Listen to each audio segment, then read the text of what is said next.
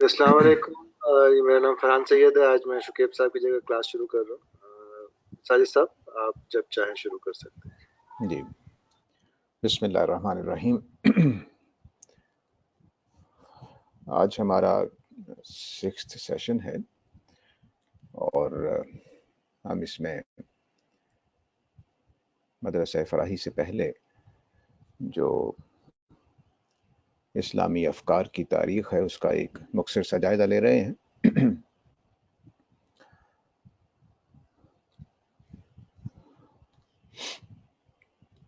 मैंने last time यहाँ बात ख़त्म की थी कि हमें जो आइम्मा ने, जो पुराने हमारे फ़ुक़हा थे या उलमा थे, मुहद्दिसीन थे, उन्होंने कुछ इस जगह छोड़ा कि हमारे पास कुछ उनकी जो वरासत है उसमें कन्फ्लिक्ट्स की एक लंबी लिस्ट है, जिसमें कुरान मजीद के बारे में कुछ सवालात हैं कि बाकी सोर्सेस में यानी सुन्नत में और हदीस के दरमियान कुरान की क्या हैसियत है, क्या ये उनके बराबर है या नीचे है या ऊंचा है। तो एक तो ये फिर इसके जो मीनिंग है वो क्या कुरान अपने मीनिंग बयान कर सकता है या वो भी जैसा कि हमारे लोग समझते हैं कि अपनी बात कम्युनिकेट नहीं कर सकता। तो इसको दलालत के लफ्ज़ से हम बयान करते हैं। सिग्निफिकेशन जो होता है, लफ्ज़ अपने सिग्निफाई करता है मीनिंग को, उसके बारे में क्या नुक्ता नज़र है। इसमें एक बहुत बड़ा इख्तलाफ उम्मत के दरमियान मौजूद है। उसकी कितनी किरातें हैं, उसके मुहकम और मुतशाबे के क्या मानी हैं, और किताबन मुतशाबिहन का क्या मतलब है, इसके ऊपर बहसें हैं। कुरान एक मरबूत किताब है या कि वो जिस तरह किताबें मिलती हैं अक़वाल ज़र्री की, कोटेशंस की बुक्स होती हैं, क्या उस तरह की किताब है या उसके अंदर कोई एक जिस तरह बुक होती है उस तरह की कोई चीज़ है। इसी तरह सबे मसानी का क्या मतलब है। ये वो कन्फ्लिक्ट्स हैं, जो बड़े सवालात हैं जो हल होने वाले हैं। इसके ऊपर बहुत इख्तलाफ है। इसी तरह सुन्नत के बारे में बहुत सारी चीज़ें हैं। इसका और हदीस का क्या फ़र्क है या दोनों एक ही चीज़ है। हदीस का रोल क्या होगा, इज्तिहाद का क्या रोल है। हमारी उम्मत इसमें इख्तलाफ करती है। एक ग्रुप मानता है कि इज्तिहाद किया जाएगा, दूसरा ग्रुप मानता है कि इज्तिहाद नहीं किया जाएगा। इमाम कौन होते हैं और इनका क्या रोल होगा। इसी तरह कश्फ का क्या रोल है। इजमा, इमाम और कश्फ, इन तीनों के बारे में मैंने बताया था कि ये इस क्वेश्चन को एड्रेस किया गया था कि जो हम इख्तलाफात कर रहे हैं, तो इन इख्तलाफात में एक ग्रुप ने कहा जी कि इजमा की बात मानी जाएगी, क्योंकि इतने लोग जब इकट्ठे हो जाते हैं तो वो बात सही लगती है। दूसरे ग्रुप ने कहा कि नहीं, हमारे इमाम मासूम हैं, इमामों की बात मान लेते हैं, उलमा का क्या पता गलती लगती हो क्या हो। एक तीसरे ग्रुप ने कहा कि भाई इन दोनों पर एतबार नहीं किया जा सकता, खुदा से पूछते हैं। तो कश्फ और इल्हाम का रास्ता इख्तियार किया गया। तो ये तीन बड़े दायरे ये भी हैं। उसके बाद एक और बड़ा हिस्सा जो उम्मत के अंदर इख्तलाफ का बायस बना है और अभी भी मौजूद है, इसको हम सिंथेटिक इंटरप्रिटेशन ऑफ इस्लाम कह सकते हैं। इस्लाम की मजमूई ताबीर क्या है। मजमूई ताबीर एक अहम कॉन्सेप्ट है जिसके बगैर हम बहुत सारी चीज़ों के मीनिंग तब्दील कर सकते हैं। उसके चेंज होने से सब कुछ बदल सकता है। तो ये एक समझिए कि ज़ाविये निगाह है किसी चीज़ को देखने का, कि मसलन आप किसी एक जिस कमरे में मैं बैठा हुआ हूँ, आप लोगों को जो स्क्रीन पे उसका सीन नज़र आ रहा होगा वो बिल्कुल और चीज़ है। और अगर मैं ये बताऊं कि मैं तो बाहर बैठा हुआ हूँ खुले मैदान में और कोई कमरा नहीं है, तो बस ये हमने एक पीछे स्क्रीन लगाई हुई है, तो आप लोगों के लिए इस दीवार का जो मेरे पीछे है और जो चीज़ें आपको नज़र आ रही हैं उसका बिल्कुल तासुर चेंज हो जाएगा। क्यों? क्योंकि मैंने आपको एक ऐसी इत्तला दी है जो आपको पहले महसूस नहीं हो रही थी। तो दीन की जो मजमूई ताबीर है उसको मैं पहले कॉन्सेप्ट एक समझा दूं ताकि इसका आप अहमियत जान सकें। तो मैं एक बिल्डिंग का आपके सामने एक नक्शा सा रख रहा हूं। इसमें देखिए कि ایک بیڈروم ادھر ہے، ایک بیڈروم ادھر ہے، اور اس کو یہ اٹیچ واش روم ہے، اس کے لیے یہ اٹیچ واش روم ہے، ایک ڈرائنگ روم ہے اور ایک کچن ہے۔ اب میں آپ سے پوچھوں کہ یہ واٹ از دس بلڈنگ، یہ کیا ہے، تو آپ آرام سے کہیں گے کہ ایک گھر ہے، اس سے زیادہ آپ کو کوئی مشکل پیش نہیں آئے گی۔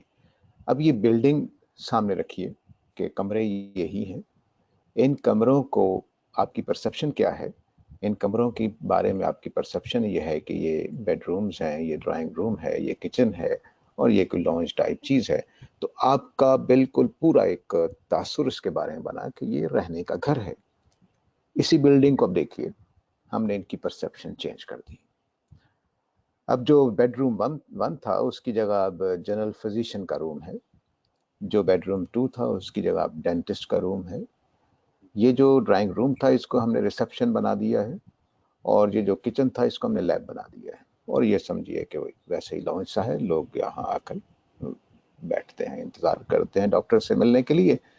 اب اسی بلڈنگ کو جو ہم نے گھر قرار دیا تھا، اسی بلڈنگ کے بارے میں آپ کا مجموعی تعبیر تبدیل ہو جائے گی۔ اب یہ کلینک ہے، تو اسی بلڈنگ کو جب ہم نے ایک زاویہ نگاہ سے دیکھا تو ہم نے اس کو ایک گھر قرار دیا، اور اسی کو ہم نے دوسرے زاویہ نگاہ سے دیکھا تو اس کو ہم نے کلینک قرار دیا۔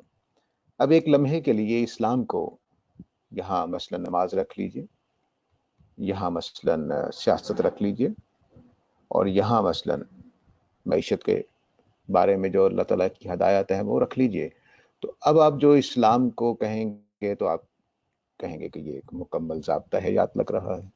دوسرے اینگل سے یہاں کچھ اور چیزوں کو نمایاں کر دیں گے تو آپ کچھ اور۔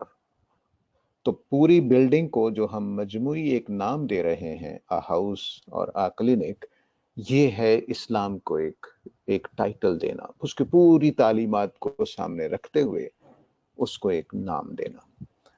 جیسے ہی ہم یہ نام دیتے ہیں تو جیسے یہی بلڈنگ ایک گھر بن جاتی ہے، اس کے بارے میں ہمارا رویہ تبدیل ہو جائے گا، ہمسایوں کا رویہ تبدیل ہو جائے گا، اور اسی بلڈنگ کو اگر ہم باہر کلینک کا بورڈ لگا دیں تو لوگوں کا اس کے بارے میں رویہ تبدیل ہو جائے گا، اس کا پرسپشن ان کا تبدیل ہو جائے گا۔ تو اس طرح سے ہمارے علماء نے جن کا ہم نے ذکر پڑا وہ اجزاء پہ بات کرتے تھے، کوئی فقہ کا ماہر تھا، کوئی حدیث کا ماہر تھا، کوئی سمجھ لیجئے کہ کسی اور علم کا ماہر تھا، کوئی تصوف کا تھا، کوئی محدثین میں سے تھا، کوئی فقہ میں سے تھا، تو یہ ہم نے الگ الگ دیکھا تھا۔ امت میں ایسے علماء بھی پیدا ہوئے جنہوں نے پورے دین کو مجموعی رنگ میں دیکھا اور اس کے بارے میں کچھ اپنے آراء دی۔ ایک مجموعی طور پر دیکھنے والی شخصیت امام غزالی کی ہے۔ انہوں نے اسلام کو ایک قلبی واردات، دل کے اندر کی تبدیلیوں والا دین سمجھا۔ دوسرے ابن تیمیہ ہیں۔ ابن تیمیہ نے دین کو ایک وہ تعبیر سمجھا جو دور صحابہ میں اور دور تابعین میں مانی جاتی ہے، اس کے لحاظ سے اس کو دیکھا، اور امام شاطبی نے اس کو مقاصد الشریعہ کے اعتبار سے دیکھا۔ اب ان تینوں کو تھوڑا میں سمجھاتا ہوں، پھر آگے چلتے ہیں۔ مسٹک اسلام یا صوفی اسلام کی جو نام دینا ہے اسلام کی بلڈنگ کو کہ یہ پورا اسلام کا کارپس ہے، اس میں یہ نمازیں ہیں، یہ روزہ ہے، یہ دل کی تبدیلیوں کی بات ہے، یہ اس طرح کی، تو اس میں اسلام اب پھر مجموعی طور پر کیا ہے؟ انہوں نے کہا کہ مجموعی طور پر یہ ایک ایسا طریقہ ہے جس سے ہم وہ کمالات حاصل کر سکتے ہیں جو صوفیہ حاصل کرتے ہیں۔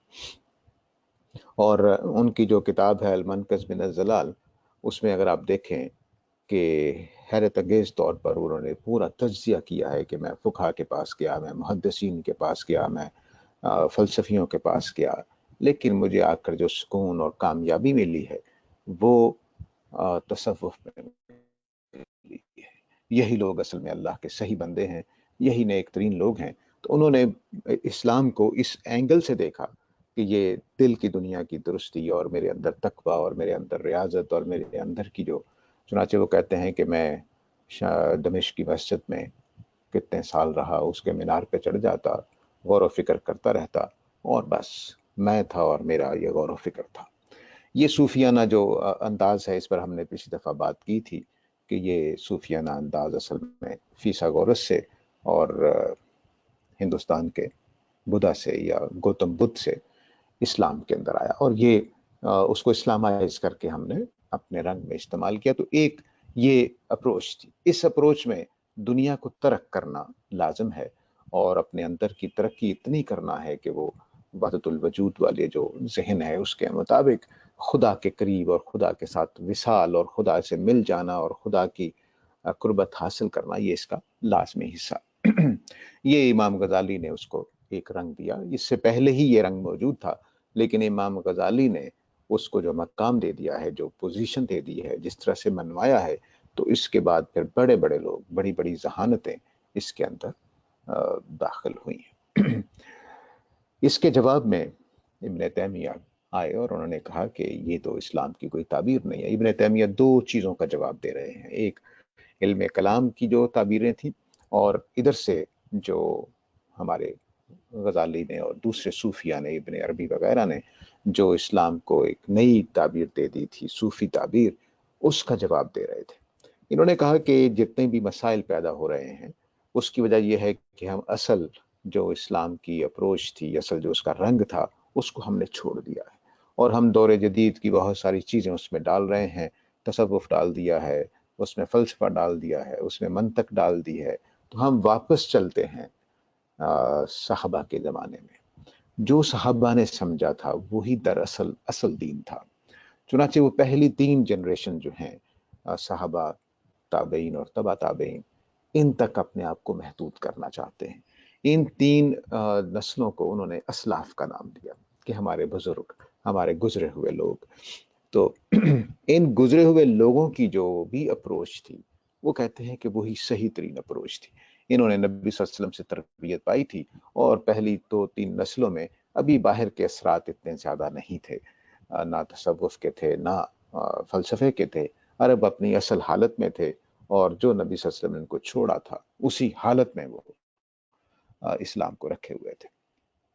تو اس لیے یہ اب اسلام کے واپس جانے کا ایک جو تصور ہے وہ ابن تیمیہ نے دیا ہے۔ تو واپسی جو ہے کہ ہم یعنی یہ ذہن بہت بڑا ذہن تبدیل ہوگا کہ ہم عام طور سے یہ سمجھتے ہیں کہ جنریشن آفٹر جنریشن ہم ترقی کر رہے ہیں، ہمارا علم بڑھ رہا ہے، ہمارے اندر ارتقاء ہو رہا ہے، ہم چیزوں کو زیادہ بہتر طریقے سے سیکھ رہے ہیں۔ لیکن ابن تیمیہ نے کہا کہ نہیں، ہمیں واپس جانا چاہیے، اور جو وہ جگہ ہے وہی درست جگہ ہے۔ تو چنانچہ یہ ساری امت ایک لحاظ سے مان رہی تھی کہ تقوی کے اعتبار سے اور اپنے نیکی کے اعتبار سے اور اپنی سمجھ کے اعتبار سے صحابہ اور تابعین بہترین امت تھی، خیر القرون کرنی، کہ بہترین جو دور ہے وہ میرا دور ہے، ثم الذین یلونہم، نبی صلی اللہ علیہ وسلم کے الفاظ میں، اور اس کے بعد پھر میرے صحابہ کے بعد جو دور ہے پھر وہ ہے۔ تو بہترین دور وہ قرار پایا۔ چنانچہ ابن تیمیہ یہ کہتے ہیں کہ سب فلسفہ اور تصوف اور اس طرح کی چیزیں چھوڑ کے آؤ واپس چلتے ہیں۔ چنانچہ انہوں نے اتنے زور سے اس بات کو واضح کیا کہ ایک بہت بڑا طبقہ ان کے فالورز کا بھی پیدا ہو گیا، جو آج بھی اہل حدیث اور حنبلی فقہ کی صورت میں موجود ہے۔ تو یہ احمد بن حنبل ان سے پہلے ہیں، یہ نہ سمجھیے کہ وہ میری بات سے، لیکن حنبلیوں نے بھی ان کی بات کو اون کیا اور اس کو مانا، اور شوافے کے اندر سے بھی، تو اہل ظاہر بھی وہ ابن تیمیہ کے اس اپروچ سے پوری طرح، بلکہ کہنا چاہیے کہ ایک لحاظ سے پوری امت اس بات کو تسلیم کرتی ہے کہ اصل جو اسلام کا دور ہے وہ وہی دور ہے۔ اب ان ساری باتوں کے اندر ہم نے فقہ کی بات کی تھی، تو ایک فقہی اپروچ چلتی آ رہی تھی کہ اللہ کا حکم ہے اس کو ماننا ہے، اللہ کا حکم کیسے ڈیرائیو کیا جائے گا، کس طرح سے قرآن مجید سے، کس طرح سے حدیث سے۔ اب اس میں ایک امام غزالی نے بھی اضافہ کیا تھا، اور شاطبی نے اس کو بہت زیادہ آگے بڑھا دیا۔ چنانچہ اگرچہ یہ امام غزالی کا بھی آئیڈیا ہے، لیکن اس کو امام شاطبی کے نام سے منسوب کیا جاتا ہے کیونکہ انہوں نے اس کو ایک سائنٹیفک جگہ دی۔ وہ مقاصد الشریعہ ہے۔ مقاصد الشریعہ کا مطلب یہ تھا کہ اللہ ताला ने जितने भी अहकाम दिए हैं उसके पीछे कोई ना कोई मकसद होता है। वो मकसद जो है वो अल्लाह ताला ने इस तरह से रखे हुए हैं कि हमारी ये 5 चीजें जो मैंने यहाँ लिखी हैं, इनसे बचाओ, इनको तहफ़्फ़ुज़ देने के लिए, इनकी प्रोटेक्शन के लिए ये चीजें हैं। वो क्या है? पहली चीज दीन है, यानी अल्लाह ने जो अहकाम रखे हैं, मसलन शराब हराम की है, कोई इस तरह की कि ला इकराह फिद्दीन का जो हुक्म दिया है, तो वो इसलिए दिया है कि लोगों का दीन महफूज रहे और आज़ाद रहे। मुझे आज़ादी हो कि मैं अपने दीन पर कायम रह सकूं, आपको आज़ादी हो कि आपके अपने दीन पर कायम रह सकें। तो इसके लिए अल्लाह ताला ने कवानीन दिया है कि ला इकराह फिद्दीन, किसी को दीन में सख्ती नहीं की जाएगी। और इसी तरह से ये कहा कि शराब हराम है ताकि वो उसकी अकल ख़राब ना हो और उसके दीन महफूज रहे। इंटेलेक्ट का मामला भी ऐसा ही है कि किसी को बिलजबर किसी को मनवाने की बात नहीं है, अकल से काम लेने को कहा गया है। और अकल की हिफाजत के लिए बहुत सारे अहकाम है, जिसमें मसलन शराबखोरी वो मना की गई है। जिंदगी को बचाने के लिए और नस्ल को बचाने के लिए ये अलग अलग भी किया जाता है, क्योंकि जो ये चौथा है इसको बाज़ फुक़हा बयान नहीं करते। तो जिंदगी यानी मुझे कत्ल नहीं कर सकते, मैं आपको कत्ल नहीं कर सकता, और नस्ल को भी यानी पूरे इलाके को तबाह कर दिया, या आगे औलाद नहीं पैदा होने दी जा रही, इन चीज़ों को भी मना कर दिया कि आप बच्चों को नहीं मारेंगे, किसी को कत्ल नहीं करेंगे, जो औलाद पैदा होने वाली है उसको ज़ाया नहीं करेंगे, वगैरह वगैरह। तो ये जितने भी अहकाम हैं वो इसी तरह ऑनर है, उसके लिए हिफाजत के लिए कानून दिया गया है, और माल यानी जो भी आपके पास चीज़ें हैं उसकी हिफाजत के लिए कानून दिया गया। तो यूं एक समझिए कि शरीयत को एक एक दुनिया के फायदे का एक रंग दिया गया कि देखो पूरी कानून नजर आ रहा है कि अल्लाह ताला दीन को बचाने के लिए कह रहे हैं कि भाई नमाज पढ़ा करो, रोजा रखा करो, और इस तरह की हरकतों में ना पड़ा करो। अकल को बचाने के लिए कुछ हुक्म दे रहे हैं, कुछ जिंदगी को बचाने के लिए। तो शरीयत का रुख ये है। तो एक ये भी समझ लीजिए कि दीन की अप्रोच सामने रखी गई। और आजकल जो इसका हुआ है वो हम जब मॉडर्न एज में पहुंचेंगे तो इसको भी देखेंगे कि इस नजरिए से क्या बना। यानी पिछले जो तीन नजरियात थे वो तो सूफी आज भी मौजूद हैं, सल्फी आज भी मौजूद हैं, और मकासदुश्शरिया आज भी मौजूद हैं, लेकिन तीनों का रंग, पहले दो का रंग तकरीबन वही है। कुछ उसमें तसव्वुर में कहीं क्लैरिटी आई है, कहीं इब्न तैमिया और इमाम गजाली के मुकाबले में कुछ जवाल आया है, लेकिन मकासदुश्शरिया में बिलअमूम जवाल आया है। उसमें कोई अच्छी चीज डेवलप नहीं हुई है, लेकिन बहरहाल एक कॉन्सेप्ट के मौजूद एक अप्रोच के तौर पर ये मौजूद है। अब मैं एक जंप लगा रहा हूँ, यानी इन बुजुर्गों के बाद सीधा अपने दौर में पहुंच रहा हूँ। ये दौर 1600 एडी के बाद का है, यानी क्रिश्चियन एरा जिसको हम कहते हैं। ये before and after colonial era जो है, जब फ्रांस, पुर्तगाल और बरतानिया अपनी सरहदों से निकलकर पूरी दुनिया पर अपनी हुकूमतें कायम कर लेते हैं।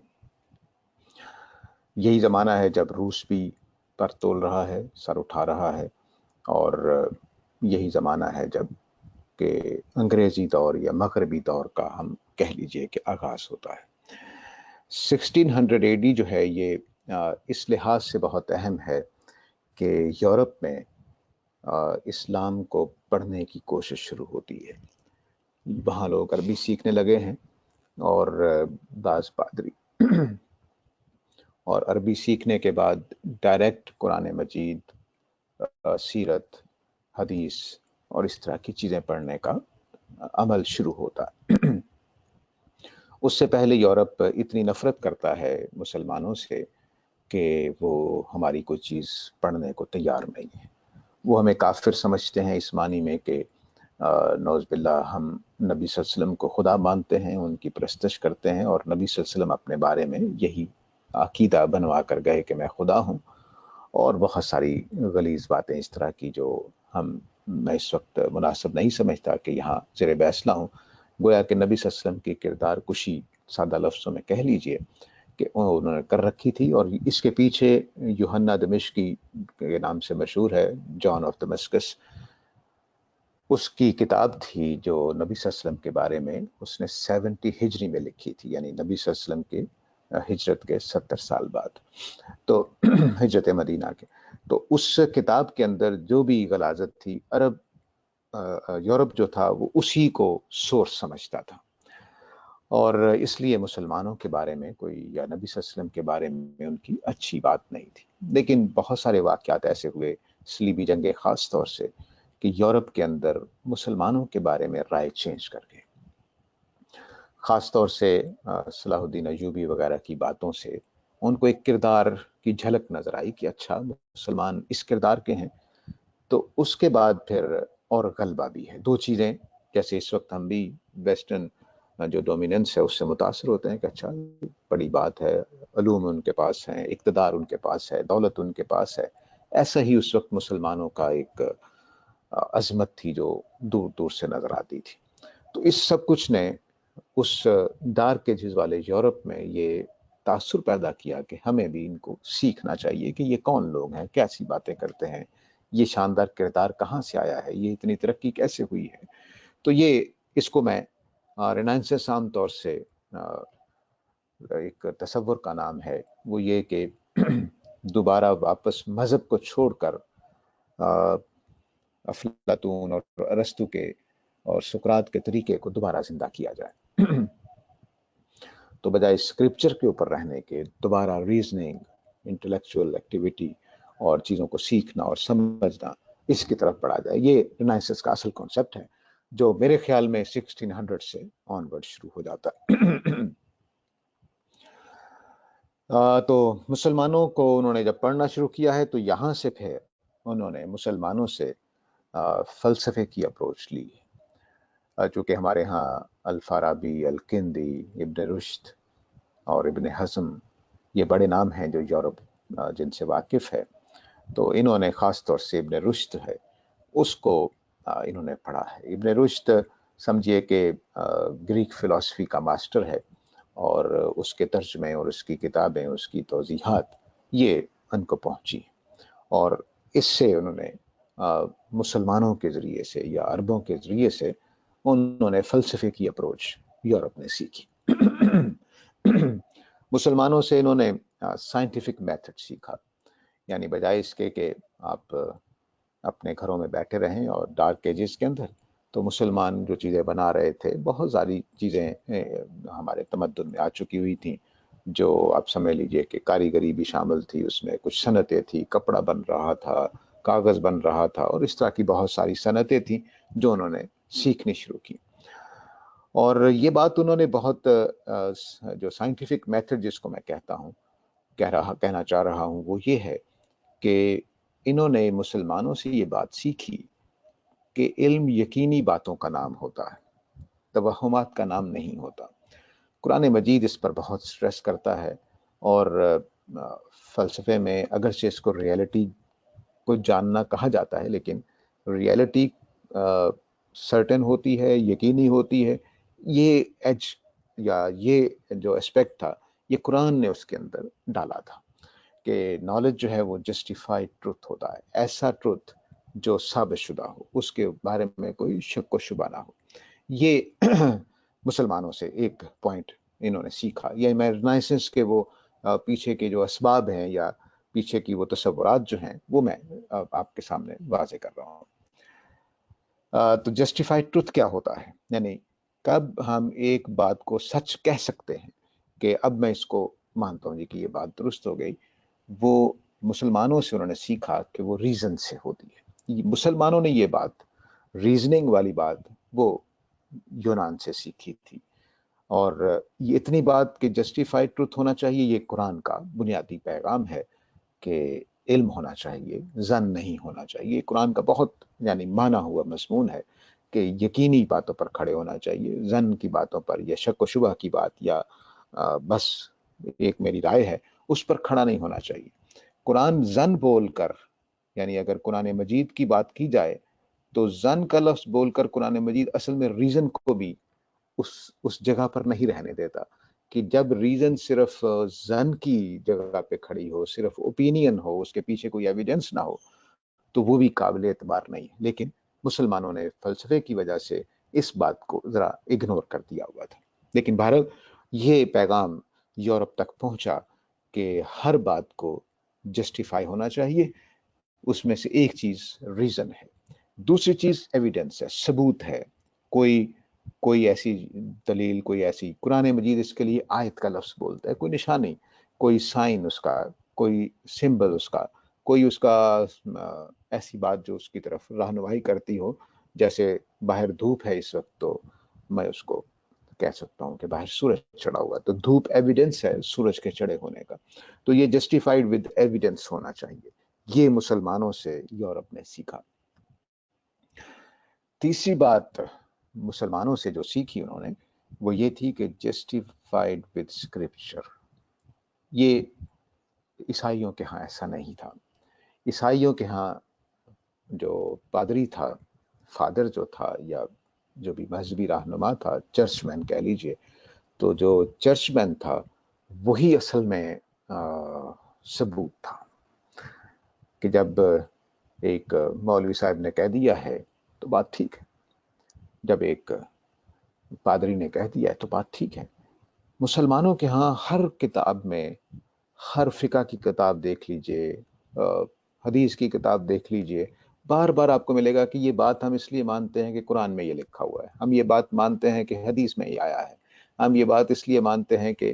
تو اس سے ان کو ایک اور میتھڈ ملا کہ اوہو یہ تو حوالوں کے بغیر بات نہیں کرتے.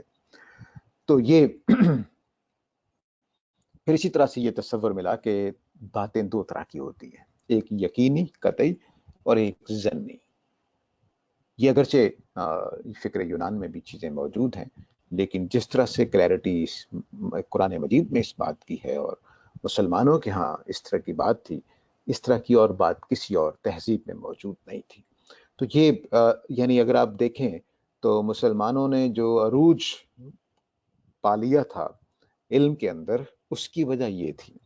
اگر وہ پہلے پوائنٹ میں نہ پھنس جاتے تو بہت زیادہ آگے جا سکتے تھے، کیونکہ یہ جو ان کے پاس 3-4 چیزیں تھیں، یہ کسی اور قوم کے پاس نہیں تھی.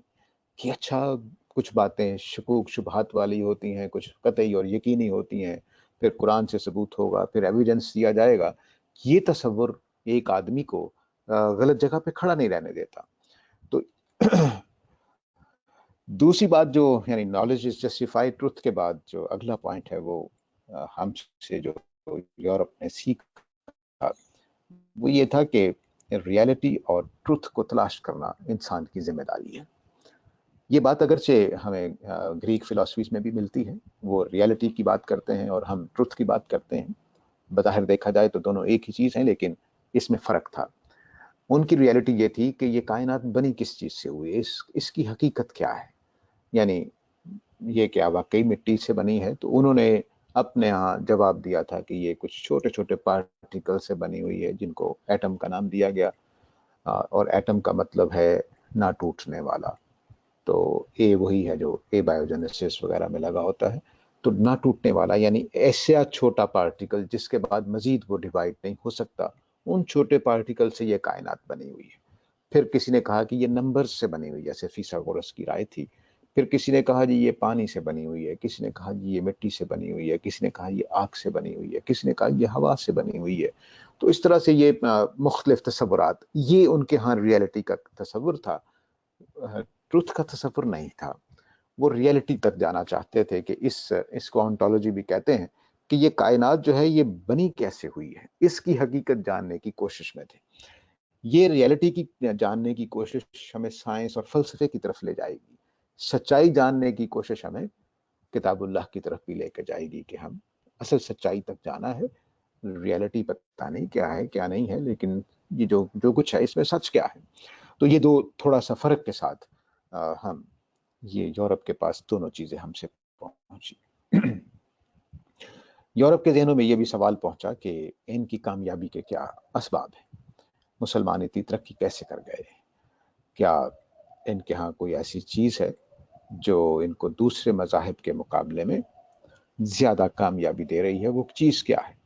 तो एक मोटा सा लफ्ज बोल दिया गया कि ये शायद एक जबरदस्त सिविलाइजेशन है। इनके यहाँ जो रहने सहने का तरीका है, जो सोच का तरीका है, जो अप्रोच टुवर्ड लाइफ है, वो इनके यहाँ कामयाबी का सबब है। इस पर बहुत काम हुआ। विलियम बोनापार्ट जब हमारी दुनिया में आया है, तो यानी मिस्र को उसने जब कंकर किया है, तो उसके साथ 200-250 के करीब ऐसे स्कॉलर्स थे जो ओरिएंटलिस्ट कहलाते थे, यानी उन्होंने मशरकी तहजीब का मुताला कर रखा था। और उनके मुताले की हालत ये थी कि विलियम बोनापार्ट जो कुछ तसव्वुर करके आया था, वो उसके लिए हैरत अंगेज तौर पर गलत तसव्वुर साबित हुआ, क्योंकि उन्होंने किताबें तो पढ़ ली हुई थी, लेकिन हमारी जो जिंदगी थी, हमारा जो रहन सहन था, उससे वो वाकिफ नहीं थे। लेकिन बहरहाल उन्होंने इस बात को बहुत अहमियत दी, और आप इससे अंदाजा लगा सकते हैं कि उसके साथ जब लोग थे, 200-250 लोग ओरिएंटलिस्ट थे जो मुसलमानों के बारे में बहुत कुछ जानते थे, तो इससे आप इस चीज का अंदाजा लगा सकते हैं कि वो मुसलमानों की तहजीब को किस गहराई से जानने की कोशिश में थे। और उन्होंने ये समझा अपने बारे में कि हमारा जो बैकवर्डनेस की वजह है वो ब्लाइंड फेथ है, और हम रीजनिंग नहीं करते, चीज़ों को बस ऐसे ही मौलवी साहब ने कह दिया तो मान लेते हैं। और उन्होंने मुसलमानों से जो चीज़ें सीखी थी, जिसमें ऊपर मैंने ये जस्टिफाइड विद स्क्रिप्चर की बात की थी, उसी को एक और चीज़ उनके तसव्वुर में आई कि इस्लाम के जो सोर्सेज हैं, कुरान और हदीस यानी स्क्रिप्चर्स जो हैं, उससे क्रिश्चियंस के यहाँ एक तसव्वुर पैदा हुआ जिसको हम रेफर्मेशन की तहरीक के नाम से जानते हैं। ये मार्टिन लूथर की तहरीक है। मार्टिन लूथर ने कहा कि तुम क्या मौलवियों की बात मानते रहते हो, आओ दोबारा बाइबल पढ़ते हैं, उसमें क्या लिखा हुआ है। तो ये जो हमारे यहाँ बार बार था ना कि कुरान में ये लिखा हुआ है, अब इमाम अबू हनीफा इसलिए कहते हैं कि उनके नज़दीक कुरान की आयत का मतलब ये है, इमाम शाफी ये इसलिए कहते हैं कि उनके सामने ये आयत है, उनके सामने ये हदीस है। इस तसव्वुर ने यूरोप में रेफर्मेशन की एक तहरीक पैदा की। मार्टिन लूथर की ये तहरीक जो है उसने दुनिया बदल के रख दी। और एक और चीज़ उन्होंने हमसे सीखी, ये इंडक्शन है। यूरोप में यानी यूनान में ये चीज़ मौजूद थी, लेकिन ये दबी हुई थी। उनके यहाँ डिडक्शन को ज़्यादा अहमियत हासिल थी, मुसलमानों के यहाँ इस्तिक़रा की। बल्कि अगर आप असूल फ़िक़्ह में भी देखें तो मसलन शातिबी का नाम गुजर चुका है, इमाम शातिबी की मुआफ़क़ात में लिखा हुआ है कि असूल फ़िक़्ह इसलिए कतई हैं कि ये इस्तिक़रा पर कायम है, यानी इंडक्टिव लॉजिक पर कायम है, कि हमने पूरी आयतें निकाल कर, पूरी हदीसें निकाल कर ये मालूम कर लिया है कि अल्लाह के नज़दीक ये बात दुरुस्त नहीं है, इसलिए ये कतई है, इसमें कोई शक नहीं है। तो हमारे यहाँ ये बहुत ज़्यादा जो मंतक का तरीका था, ये बहुत यानी हमारे उलूम का हिस्सा था, और सारे के सारे लोग इस पर तवज्जो देते थे, इसलिए ये भी हमसे सीखा। हाँ, तो अब साइंटिफिक मेथड की वजह से साइंस उनके यहाँ पैदा हुई, और साइंस में भी ये सवाल पैदा हुआ कि ये क्या सर्टन है, इसलिए उसकी सर्च शुरू हुई। चुनाचे हमारे तसव्वुरात से एक तसव्वुर वहाँ ये पहुंचा कि जिसको डेकार्ट ने बयान किया है। डेकार्ट का ये जुमला कि I think therefore I am, या I think therefore I exist, ये जो जुमला है ये बिल्कुल इस तरह से तो नहीं मिलता हमारी किताबों में, लेकिन हमारी किताबों में ये बात कुछ मिलते जुलते असलूब में मौजूद है। मसलन ये इब्न खल्दून का एक मैं पैसेज आपके सामने रख रहा हूँ। तो ये कहते हैं जी कि the reason for the removal of the well is the following. ये गैब की बातों की बात कर रहे हैं। When the spirit turns from external sense perception to inner perception. अब इनर परसेप्शन की बात हो रही है, बाहर सब कुछ शक है, उसमें कोई हमें यकीन नहीं है, लेकिन बाहर से जब हम अंदर की तरफ जाते हैं, द सेंसेस वीकन, तो हमारी 5 सेंसेस कमजोर पड़ना शुरू हो जाती हैं, and the spirit grows strong, और हमारी स्पिरिट जो है वो ताकतवर हो जाती है। It gains predominance and a new growth, the जिक्र exercise helps to bring that about. तो हमारे अंदर की जो रूह है वो गलबा पाने लग जाती है, और जिक्र करना, खुदा का जिक्र, वो इसको मजीद مدد دیتا ہے طاقتور ہونے میں. It is like food to make the spirit grow. تو ذکر ایک خوراک کی طرح ہے، غذا کی طرح ہے جو ہماری اسپرٹ کو گرو کرتا ہے. The spirit continues to grow and to increase. چنانچہ ذکر کی خوراک کی وجہ سے ہماری روح پروان چڑھتی چلی جاتی ہے. اٹ ہیڈ بن نالج، اور اس کے پاس علم آنے لگتا ہے. یہ اس کے پاس علم پہلے سے موجود ہوتا ہے. نو اٹ بیکمز ویژن. اب وہ جو علم ہوتا ہے وہ ویژن کی طرح سامنے آتا ہے. The veil of sensual perception it removed and the soul realized its essential existence. تو جب وہ پردے اٹھ جاتے ہیں جو 5 senses کی وجہ سے پڑے ہوئے ہوتے ہیں، تو پھر سول یہ ریئلائز کرتی ہے کہ میں موجود ہوں. تو I think therefore I am.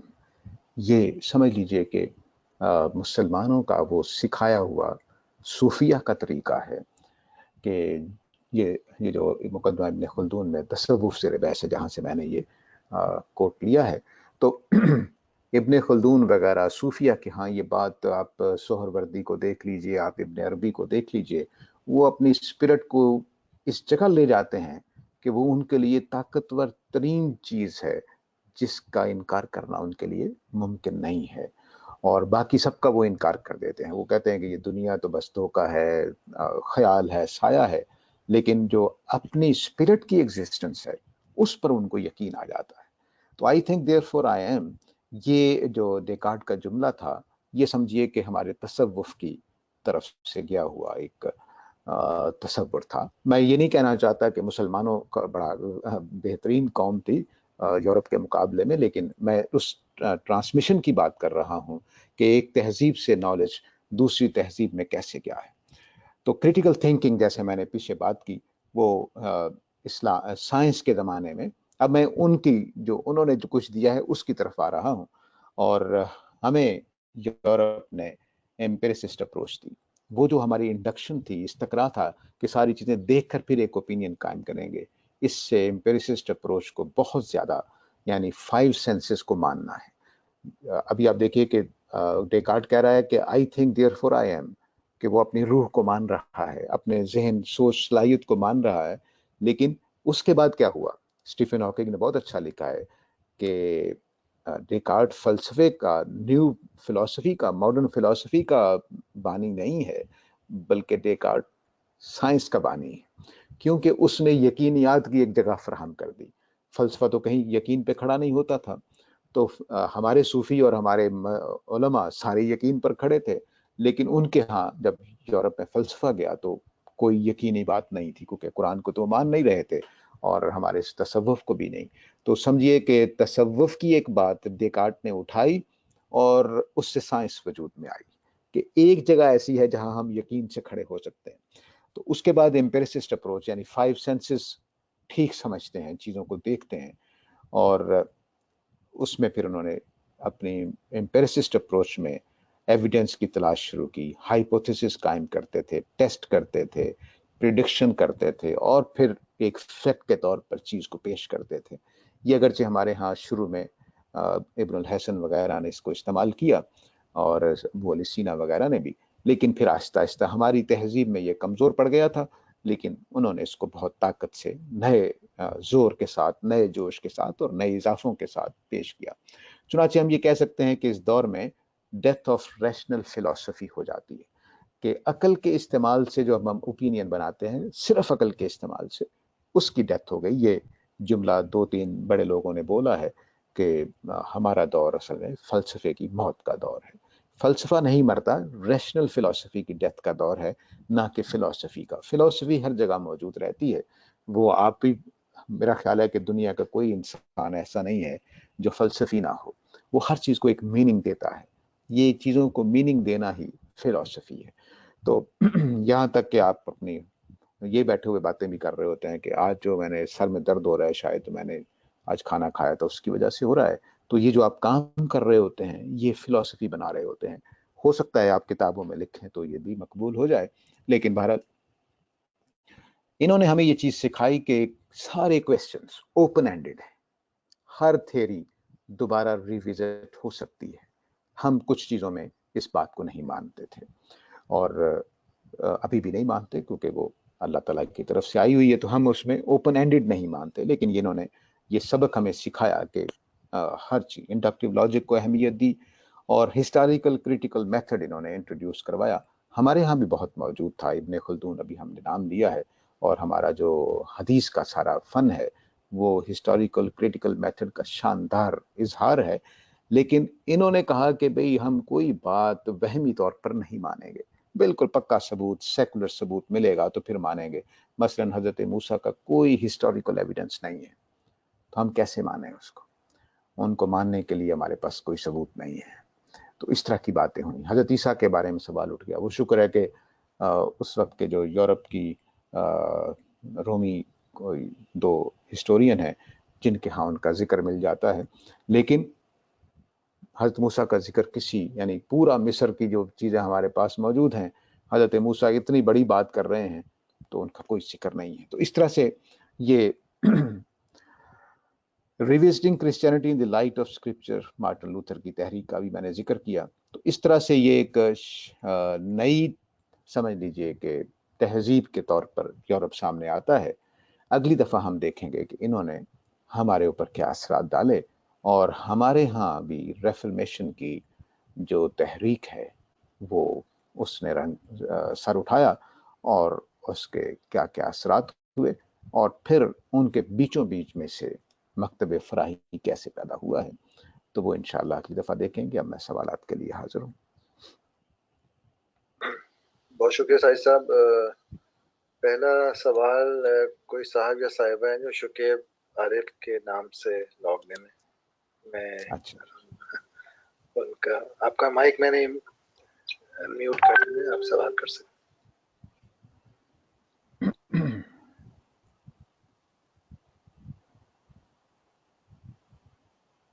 Hello शायद जाहिद जाहिद साहब आप सवाल कर सकते। जाहिद जी वालेकुम अस्सलाम। साहिब साहब, मेरा क्वेश्चन से पहले एक छोटी सी मुझे आपसे क्लैरिफिकेशन करनी है जी जी कि फरमाइए। आपने एक ही स्लाइड में यहाँ पे गजाली एंड शातिबी का हेडिंग दे के तो आपने चीजें बताई हैं। जी अपेरेंटली तो जो मुझे थोड़ा सा समझ आई है बात की कि ये थोड़े से डिफरेंट लोग थे अपनी आइडियोलॉजी के पॉइंट ऑफ व्यू से। तो उनको हम जी एक ही स्लाइड में अगर देखते हैं तो उनमें कॉमनैलिटीज क्या थी? एक तो ये छोटी सी चीज है, और जो क्वेश्चन है वो ये है कि जैसे हम ये देखते हैं कि ट्रांसफॉर्मेशन ऑफ नॉलेज हुआ है, ये हमने पॉलिटिकली तो इसकी कई रीजंस हमारे पास आती हैं, लेकिन रिलीजन की what did go wrong that Muslims are left behind after when Europe was doing its Renaissance and Reformation and all that. Muslim world जो कि already एक एडवांस स्टेज पे थी नॉलेज वाइज, हमें क्या हो गया? क्योंकि अगर हम देखते हैं तो जो काफी पिछले एक सेंचुरी 2 सेंचुरी से जो डिवाइड है वो रिलीजन के पॉइंट ऑफ व्यू से नजर आती है कि Christian world is advancing, Muslims are left behind. तो जी। इसमें रिलीजन का क्या दखल था, या ये डिवाइड कैसे हो गई? Thank you. देखिए, जो पहला आपका सवाल था उसका, उसमें सिर्फ इतनी बात है कि शातिबी और गजाली को मैंने दो वजह से एक ही स्लाइड पर इकट्ठा किया है। एक तो ये कि ये दोनों वो बुजुर्ग हैं जिन्होंने पूरे दीन को एक नाम देने की कोशिश की है, और उन्होंने सूफी इस्लाम करार दिया, और इन्होंने मकासद शरिया के एक फ्लैग के नीचे सारी तालीमात को इकट्ठा करने की कोशिश की। एक तो वजह ये है। दूसरी वजह यह है कि इमाम गजाली और शातिबी दोनों मकासद शरिया को मानते हैं, तो इस वजह से दोनों को इकट्ठा किया। अब रह गए ये कि मुसलमान क्यों पीछे हैं या पीछे रह गए। देखिए, उसकी एक सादा वजह है। मैंने जो सूफी इस्लाम को बहुत पिछली दफ़ा भी उस पर बात की थी और इस दफ़ा भी, तो सूफी इस्लाम और फिलॉसफी दोनों ही हमारे जवाल का बायस बने। صوفی اسلام نے یہ کام کیا کہ جتنی بھی سائنٹیفک چیزیں تھیں اس کو گھٹیا قرار دیا. یہ دنیا داری کی چیزیں ہیں، اور لفظ اعلیٰ ہم بولتے ہیں نا، اعلیٰ ٹول کے معنی میں، تو علم عالی قرار دے دیا تمام سائنٹیفک چیزوں کو. جتنے بھی ہم کائنات کے بارے میں، چمڑا رنگنا ہے یا ٹائم کو کیلنڈر بنانے ہیں یا ہمیں کوئی اسٹرانومی تلاش کرنی ہے، جس تارے کیسے حرکت کر رہے ہیں. ہمارے ہاں ہر مسجد میں پورے سال کا ٹائم ریکارڈ کیا گیا، یعنی نمازوں کے لیے کہ کس ٹائم پہ. تو ہم نے بہت پہلے ہر علاقے کے لیے وہ ٹائم کا جو ہمارے مسجد میں اب لگا ہوتا ہے، اور وہ برطانیہ کی بحریہ کا کیلنڈر ہم استعمال کرتے ہیں، ہم نے اس سے پہلے بنا لیا ہوا تھا. اور بڑی بڑی مسجدوں میں چھت کے اوپر وہ سن لائٹ سے چلنے والی جو گھڑی ٹائم بتانے والی تھی وہ لگی ہوتی تھی، اور ہمارے امام صاحب یا مؤذن صاحب وہ ٹائم نوٹ کرتے تھے. اس طرح کی ساری چیزوں کو علم عالی قرار دے دیا گیا. یعنی میں اسکرین پر لکھ رہا ہوں آلے سے. تو علم عالی کا مطلب ہوا کہ یہ گھٹیا سی کوئی چیز ہے، اس کا کوئی تعلق اس سے نہیں ہے، بڑے لوگوں کے ساتھ نہیں ہے. اس وجہ سے پھر جتنے لوگ اس کی طرف گئے، یا وہ ذرا ملحدانہ ذہن کے تھے یا وہ اسی شوق ذوق کے تھے. تو مثلا ابراہیم طوسی آخری ہمارا بڑا سائنسدان ہے، اس نے جو زمین کا اور سورج کا آپس میں ریلیشن بتایا ہے، وہ جو کوپرنیکس ہے اس کی کتاب میں بالکل وہی شکل نقشہ بنا ہوا ہے جو ہمارے ابراہیم طوسی کی کتاب میں بنا ہوا ہے. تو اب یہ صورتحال یہ ہے، یعنی بالکل وہیں سے ایسا لگتا ہے کہ اس نے ڈیٹو کاپی کی ہے سولر سسٹم کی جو بھی. تو اس طرح سے جو ہوتا ہے وہ پھر دکھ ہوتا ہے. لیکن بہرحال ہم نے اس علم کو علم عالی قرار دے کر اب امام غزالی اس طرف نہیں آئیں گے، امام شاطبی اس طرف نہیں آئیں گے. یہ چھوٹا علم ہے، یہ کاریگروں کا علم ہے، یعنی کاریگری آپ سمجھ لیجئے کہ اس کو نام دے دیا گیا. تو ایک تو یہ وجہ ہوئی. دوسری وجہ یہ ہوئی کہ کویسٹ یہ شروع ہو گئی کہ ہم نے دنیا میں رہنا نہیں ہے بلکہ اس دنیا کو ترک کرنا ہے. تصوف نے یہ چیز تھی، اور بڑے بڑے لوگ جو تھے وہ ترک دنیا کو اپنا معیار، اپنی اعلیٰ چیز سمجھنے لگے. تو ظاہر ہے کہ جب دنیا کمانی نہیں ہے، آپ نے ترک کرنی ہے، تو پھر اس میں محنت کیوں کریں گے. یہ دوسرا سبب یہ ہوا. تیسرا سبب یہ ہوا وہ فلسفی ہے، اور وہ فلسفی یہ ہے کہ ہم بغیر چیزوں میں فزیکلی جائے بغیر، ان کو فزیکلی دیکھے بغیر ہم عقلی طور پر ہی چیزوں کا علم رکھتے ہیں. اس نے بھی ہمارے اندر یہ تصور پیدا کیا کہ اس دنیا کو ایکسپلور کرنے کی کیا ضرورت ہے. بس ٹھیک ہے، ہمیں ہماری عقل میں سب کچھ ہے، میں گھر بیٹھے ہوئے اپنے ڈرائنگ روم میں، اپنی اسٹڈی میں پوری کائنات کے بارے میں اپنی رائے بنا سکتا ہوں. ان تین تصورات میں، یعنی وحدت الوجود میں خدا تک پہنچنے کی صحیح عقل کا استعمال اور ترک دنیا کا نظریہ، اس نے ہماری تمام بڑی بڑی ذہین لوگوں کو، تمام ذہانتوں کو کھینچ لیا. اور سائنس کے لیے یا ان علوم میں ترقی کے لیے کچھ ہمارے پاس نہیں بچا. چنانچہ بندوق ہم نے نہیں بنائی، حالانکہ ہم نے منجنیق بہت شروع ہی میں محمد بن قاسم کے زمانے ہی میں استعمال کرنا سیکھ لی تھی. بحری جہاز ہم نے بنائے تھے، سب سے بڑی بحریہ ہماری تھی، خود صحابہ کے آخری زمانے تک بہت بڑی ہو گئی تھی، لیکن ہم نے اس کو آگے نہیں بڑھایا. وجہ یہی ہے کہ یہ گھٹیا علوم تھے، ان کو آگے بڑھانے کی کیا ضرورت ہے.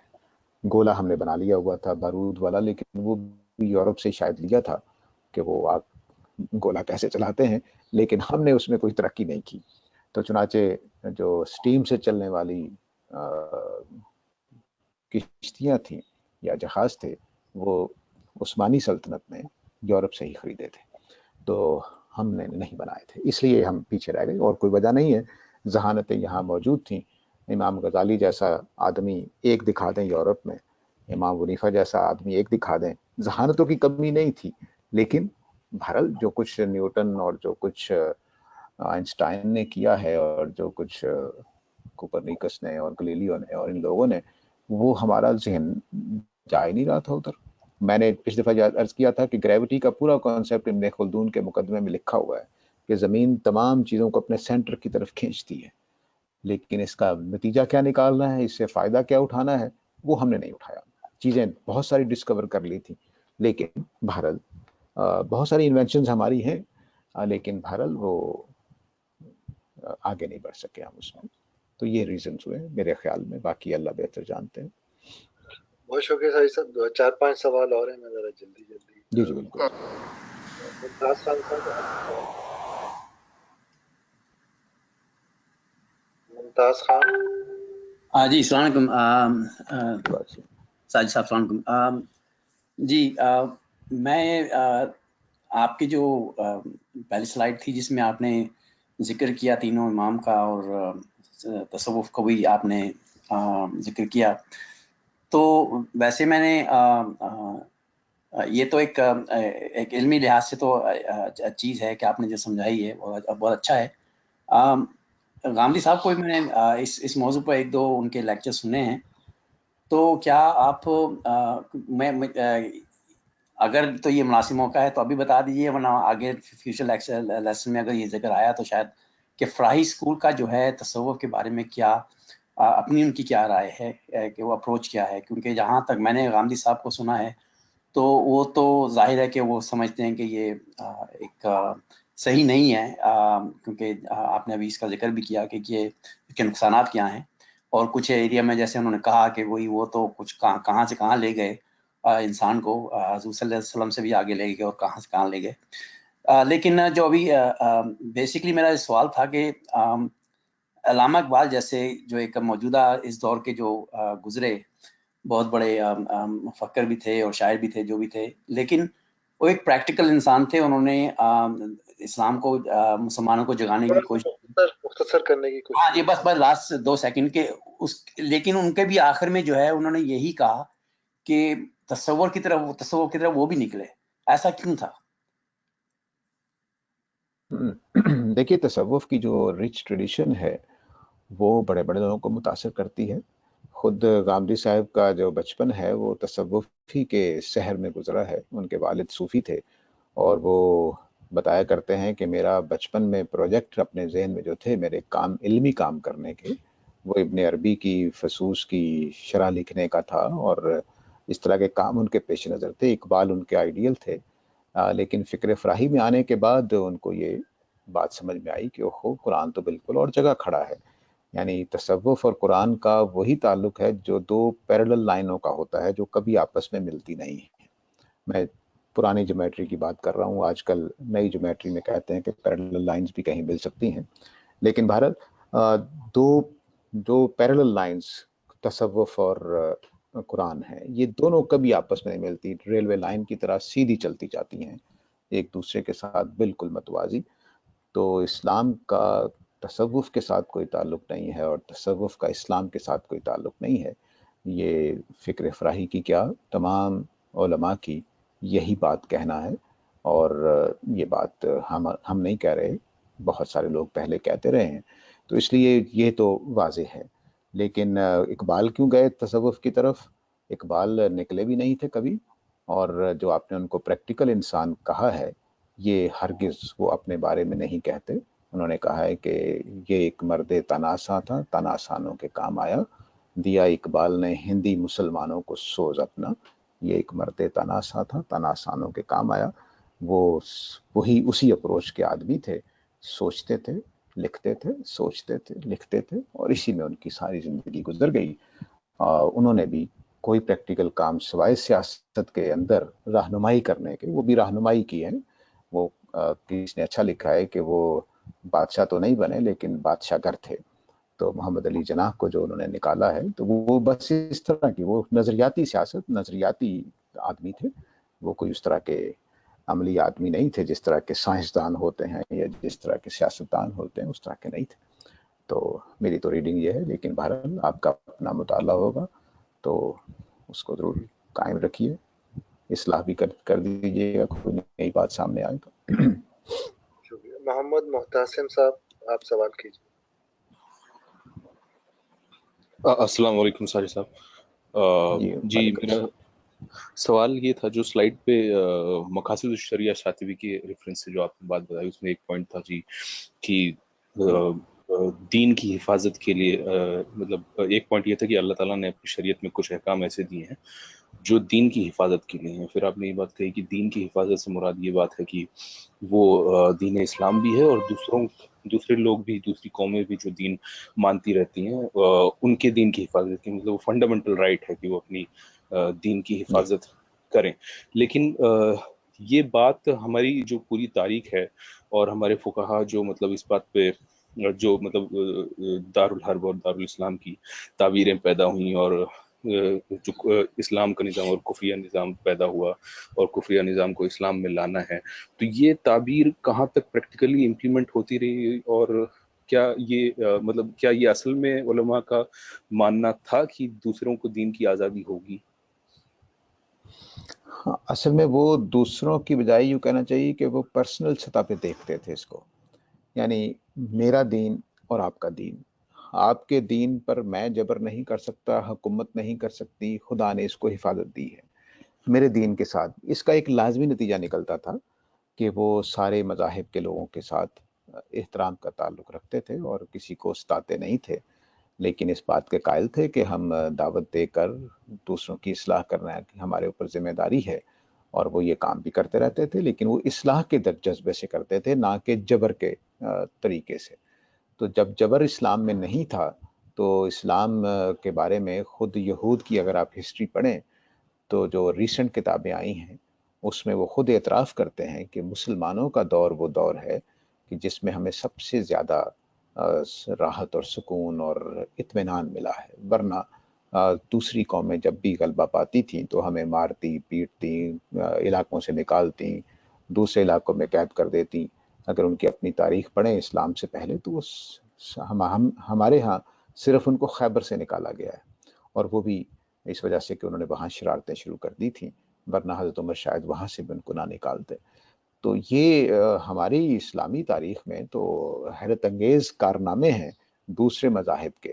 یہاں آپ مصر میں دیکھیے کہ حضرت معاویہ کی فوج گئی تو وہ جو اٹھائے ہوتے ہیں بڑے بڑے بھالے سے نیزہ جس کو جیولن بولتے ہیں، تو ایک جیولن جو ہے وہ ایک سٹیچو تھا حضرت مریم کا، اس کو لگا تو اس سٹیچو کا ناک ٹوٹ گیا، حضرت عیسیٰ کا مجسمہ. تو وہ لوگ شکایت لے کر حضرت معاویہ کے پاس پہنچ گئے کہ جناب آپ کی فوجوں نے ہمارا یہ مقدس سٹیچو توڑ دیا ہے. تو انہوں نے کہا کہ اس کو مرمت کروا دیتے ہیں. انہوں نے کہا جی مرمت کر کے تو بہت برا لگے گا. تو حضرت معاویہ نے جو بت پرستی کے قائل نہیں تھے، مواحد تھے، انہوں نے ان کا مجسمہ کہا کہ تم نیا بنا لو، خرچہ میں دوں گا. یہ صورتحال ہے. یعنی ہم نے جو تاریخ رقم کی ہے، ہندوستان میں ہم آئے ہیں تو ایک کہانیاں الگ ہیں، لیکن جتنی دیر ہم نے حکومت کی ہے، اگر ہم نے جبر کیا ہوتا تو ایک ہندو بچ سکتا تھا. لبنان میں ہم جب گئے ہیں تو لبنان میں کوئی عیسائی بچ سکتا تھا؟ ہرگز نہیں. ہمارے بیچ میں لبنان میں یہودی بھی رہتے رہے ہیں، عیسائی بھی رہتے رہے ہیں، بلکہ پورا جو میڈل ایسٹ ہے اس میں دیکھیے کہ فلسطین پورے کا پورا یہودیوں سے خالی ہو جاتا، مصر پورے کا پورا یہودیوں سے خالی ہو جاتا. لیکن ہمارے زمانے میں ہم نے تو بڑی آزادی دی ہے، ہمارا تو کوئی بھی مسلمان ایسا نہیں رہا. ہاں جب ہم دور زوال میں آئے ہیں تو ہم ریئیکشن میں کھڑے ہیں، ریئیکشن میں آ کر ہم دوسرے مذاہب کو ختم کرنا چاہتے ہیں. تو ہم تو کبھی بھی ریئیکشن میں نہیں رہے. جو صلیبی جنگوں میں عیسائیوں کا عمل تھا اور ان کے ٹویلورز اور ٹیمپلرز کا تھا، بالکل وہی ہم نے اختیار کر لیا، کیونکہ وہ بھی اس وقت زوال میں تھے، اور قتل کر دینا، دوسرے مذاہب کو مار دینا. مسلمانوں کے بارے میں ان کے فتوے موجود تھے کہ قتل کرنے کا ثواب ہوتا ہے. تو یہ چیزیں جو تھی یہ تو ہمارے یہاں نہیں تھی. امام غزالی جو ابھی ہم نے نام لیا ان کا، بڑے آدمی ہیں. امام غزالی نے اپنی کتاب میں لکھا ہوا ہے کہ یہ کیسے ہو سکتا ہے کہ تم دوسرے کافروں کی عورتوں اور بچوں کو مارو گے جا کر؟ نہ ان تک دین پہنچا، نہ ان کے شوہروں نے ان کو پڑھنے دیا، تو ان بیچاروں کا کیا قصور ہے؟ تو یہاں تک صورتحال تھی. ہمارا تو شاندار ماضی ہے اس بارے میں کہ ہم نے دوسرے مذاہب کو بڑی آزادی دی ہے اور ان کو کبھی زبردستی نہیں کی. शुक्रिया शादी साहब अगर इस पे कोई मतलब हमारी तारीख से रिलेटेड, हमारी तारीख में अगर कुछ अच्छी किताबें हैं तो वो ज़रूर बता दें, क्योंकि जो आजकल क्रिटिक्स हो रहे हैं हिंदुस्तान में भी और वेस्टर्न ममालिक की तरफ से, जैसे बार्टियर हैं या रॉबर्ट स्पेंसर हैं, उन्होंने पूरी तारीख पे जिम्बिट्यूड के हिसाब से और जिजिया नाफिज करने के हिसाब से जो पूरे हिस्टोरिकल फैक्ट्स लेके आए हैं वो काफ़ी परेशान करते हैं। तो कुछ ऑथेंटिक बुक्स का रेफरेंस अगर आप दे दें तो बहुत मिलता। ठीक है जी। इसमें वैसे असलम जिराजपुरी की किताब उर्दू में अच्छी है, तो वो आप तारीख़ इस्लाम वो पढ़ लें, और तारीख़ फ़रिश्ता के नाम से भी एक हिस्ट्री है। और सबसे अच्छी बात यह है कि इब्न कसीर की जो हिस्ट्री है और उसकी ट्रांसलेशन भी हो चुकी है, उर्दू में भी है और इंग्लिश में भी है, और इब्न हिशाम की हिस्ट्री उसको पढ़ें, उसमें आपको इत्मीनान नज़र आएगा कि क्या हमारी तारीख़ रही है। और इसमें एक अच्छी किताब तारीख़ दावत व अज़ीमत सलमान नदवी साहब की भी है, उसको भी देख लीजिए। उसमें उन्होंने उन बुजुर्गों का जिक्र किया है जिन्होंने इस्लाम की दावत को कायम रखा है, तो वो उससे आप एक और तरह की, असल में दूसरी कौमें जो हैं जिजिया और टैक्स क्या हम नहीं दे रहे, IMF क्या हमारे साथ कर रहा है, ये कभी भी उसकी मजहबी बात नहीं होती, ये सियासी चीज़ें होती हैं। सियासत में जो लोग बैठे होते हैं वो सियासत कर रहे होते हैं, उन्होंने मुल्क चलाना होता है, तो वो इस तरह की चीज़ें होती हैं, इसका इस्लाम की तालीमात से कोई ताल्लुक नहीं होता। जिजिया का लफ्ज़ कुरान में मौजूद है, लेकिन वो जिस तरह से नाफिज होगा वो एक और बात है। तो टैक्स जिस तरह से नाफिज होते हैं वो जालिमाना भी होते हैं। टैक्स का लफ्ज़ बुरा नहीं है, वो जालिमाना हो जाए तो बुरा है, वो अगर आदिलाना है तो बड़ी अच्छी बात है। इस तरह की चीज़ है, तो इन चीज़ों से घबराना नहीं चाहिए। अपनी हिस्ट्री का मुताला खुद अपनी आंखों से करें, और जो कुछ हमने किया है तारीख में, उसमें बुरे लोग भी हैं, अच्छे लोग भी हैं, दोनों का एतराफ़ करना चाहिए हमारी तारीख में। और लेकिन इतना घबराना नहीं चाहिए कि हाँ, गलतियाँ हमारे लोगों से हुई हैं, इसमें भी कोई शुबा नहीं। तो वो सब कुछ चलता है, लेकिन इस्लाम क्या कहता है वो कुरान में लिखा हुआ है, वो हमारे हुक्मरानों की सियासत से नहीं समझा जाना चाहिए। तो इन दोनों बातों का फ़र्क करके तो हिस्ट्री पढ़ें, तो इंशाअल्लाह अल्लाह खैर करेगा, कोई ऐसा मसला नहीं है। साहिब साहब 2 सवाल और हैं अगर आपकी इजाज़त हो तो। जी, जी, बिल्कुल, बिल्कुल, ज़रूर लें। अनवर हक साहब, आप पूछ सकते थे। हेलो, अस्सलाम वालेकुम। जी, वालेकुम अस्सलाम। एक तो मेरा एडमिनिस्ट्रेटर से सवाल है कि जो सैटरडे का हमारी क्लास होती है उसके अगर मुझे कोई क्वेश्चन हो तो वो मैं किस ईमेल एड्रेस पे भेजूं? एक तो वो मुझे भेज दीजिएगा। ठीक है, ठीक है। और दूसरा मेरा आपसे ये सवाल था कि जो तारीख हमें सूफिया के हवाले से इंडो पाक में मिलती है, उसमें बड़े बड़े मोजज़े और उनके इंकशाफात, और मतलब वो एक डिफरेंट जगह पे खड़े होते हैं। जी, तो वो उनके मतलब इसमें इनकी जो इसमें कितनी हकीकत है? ये जो तारीख लिखी है, ऑफ कोर्स उन लोगों ने तो नहीं लिखी, उनके बाद वालों ने लिखी होगी। जैसे अगर कोई दाता गंज बख्श से कोई मंसूब है बात, तो वो ऑफ कोर्स उनके शागिर्दों ने या उनके किसी और ने लिखी होगी। तो इस हिसाब से। और दूसरा मेरा ये था कि जो इंसान नेक है, बेशक वो बहुत नेक होंगे, लेकिन वो नेक अल्लाह की नजर में होंगे। लाइक हम एक आम दूसरे आदमी को तो वो नहीं पता कि वो कितना नेक है।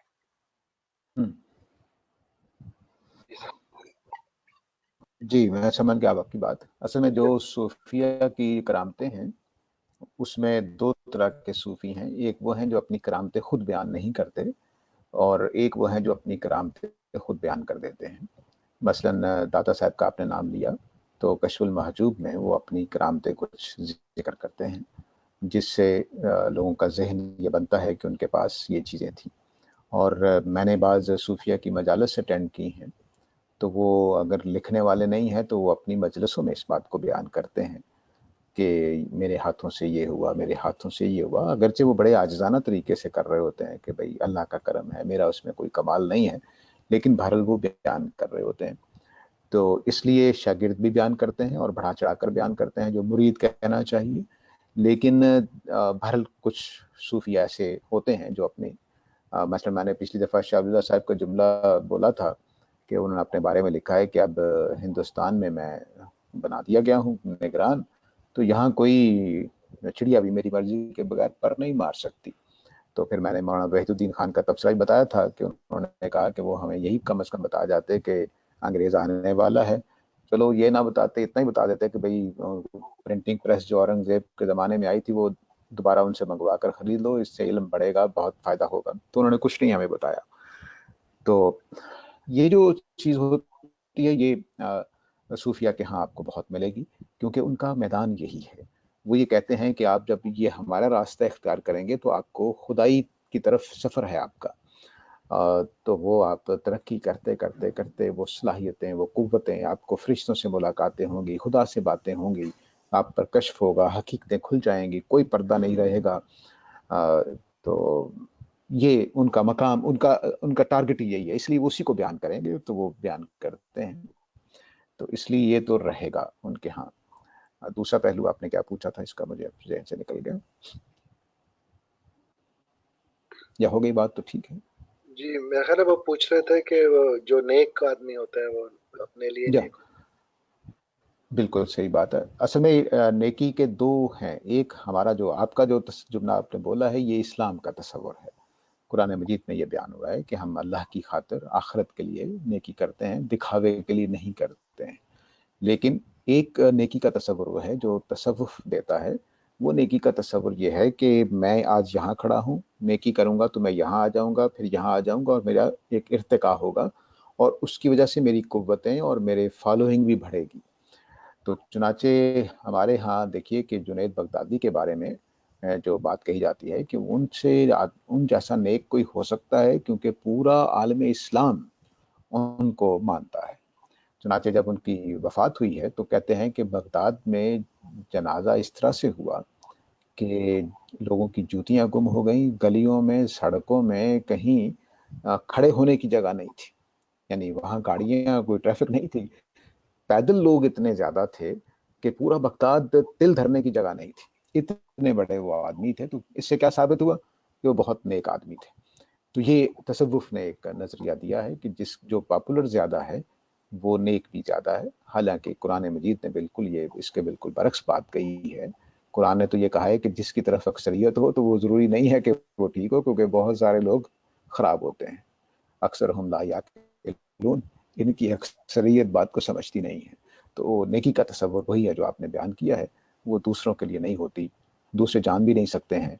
मैं इस वक्त आपसे बात कर रहा हूँ, आप मुझसे बात कर रहे हैं, मुझे नहीं मालूम आपने किस ज़हन के साथ मुझसे सवाल पूछा है, और आपको नहीं मालूम कि मैं साजिद हमीद फितना पैदा करने के लिए क्लासेस ले रहा हूँ या दीन की खिदमत के लिए ले रहा हूँ। आप नहीं सोच सकते, बिल्कुल मुतय्यन नहीं कर सकते। तो इसलिए ये खुदा के साथ ही मामला है नेकी और बदी का, तो उसके साथ ही रहना चाहिए। बहुत शुक्रिया। आखिरी सवाल साजिद याकूब साहब का। उससे पहले मैं एक सवाल लिख के भेजा है मोहम्मद इकबाल साहब ने, वो पूछ रहे हैं कि ये विलियम बोनापार्ट का जो आपने जिक्र किया है, इससे आपकी मुराद नेपोलियन बोनापार्ट है? हाँ जी बिल्कुल, मैं गलत बोल गया, नेपोलियन बोनापार्ट, बिल्कुल वही मुराद है जी। शुक्रिया जी, इस्लाह का शुक्रिया। साजिद याकूब साहब आप अपना सवाल कर सकते हैं। जी वालेकुम अस्सलाम। आपकी आवाज कम है। आवाज कम आ रही है अभी भी? जी अब कुछ बेहतर हुई है। अच्छा, ये ना आपने एक स्लाइड है, इसमें दीन की ताबीर की दो डायग्राम रही है, एक हाउस और एक रेंट, ये दो व्यू पॉइंट है। इससे मैं याद कर सकता हूँ कि दिन का कोई भी व्यू पॉइंट कतई नहीं हो सकता, हतमी नहीं हो सकता, और बस ये ऐसे ही चलता रहेगा, कभी वो व्यू पॉइंट आ जाएगा, कभी वो व्यू पॉइंट आ जाएगा। जी बिल्कुल, अगर बहुत अच्छी बात कही आपने। अगर हम कुरान के बयानात को इग्नोर कर दें और नबी सल्लल्लाहु अलैहि वसल्लम के बयानात को, तो फिर तो वाकई मुतय्यन नहीं होगा। लेकिन आगे चलकर हम देखेंगे कि खुद कुरान अपने बारे में या दीन के बारे में मजमूई ताबीर क्या देता है, उसकी भी अपनी एक सिंथेटिक इंटरप्रिटेशन है पूरे, यानी टाइटलिंग है अपने। खुद इस्लाम का लफ्ज़ वो उसी का, यानी खुद अल्लाह का रखा हुआ नाम है इस पूरे दीन का। और कुरान ने बताया है कि ये नाम तुम्हारा इब्राहिम के ज़माने में रखा गया था, उम्मत मुस्लिमा, और ये जो नाम अल्लाह ने रखे हैं हम उससे हटते क्यों हैं? जैसे ही हटेंगे तो दूसरी ताबीरें आ जाएंगी। तो वो अल्लाह ने जो नाम दिया, वो इस्लाम दिया है, वो इस पर इंशाअल्लाह बात करेंगे। ये अभी हमने अंग्रेज़ों के गलबे से पहले की ताबीरें देखी हैं 3। अभी 3 ताबीरें, बल्कि 2 कहना चाहिए, लाजमी तौर पर हम सर सैयद के ज़माने के हवाले से देखेंगे। वो आगे चलकर हम इंशाअल्लाह, मेरा ख्याल है अगले लेक्चर नहीं तो उससे अगले लेक्चर में आ जाएगी। तो उस वक्त आपको अंदाज़ा हो जाएगा कि हम کہاں غلطی کھائی تھی اور کیا اصل بات ہے. لیکن ابھی میں آپ کی بات کے لیے اتنا کہہ دوں کہ اسلام اس کا نام اللہ نے رکھا ہے. تو اسلام کے نام کو جب ہم سمجھیں گے تو پھر ہمیں سمجھ میں آ جائے گی کہ اصل تعبیر یہ ہے. بہت شکریہ ساجد صاحب، 10 منٹ اوپر ہو گئے. میرا خیال ہے ہم ختم کرتے ہیں سیشن کو. آپ سب کا بہت شکریہ. السلام علیکم. جی آپ کا بھی بہت شکریہ جی، آپ نے ٹائم دیا جی. خدا حافظ سب کو. خدا حافظ. انشاءاللہ اگلے دفعہ ملاقات ہوگی.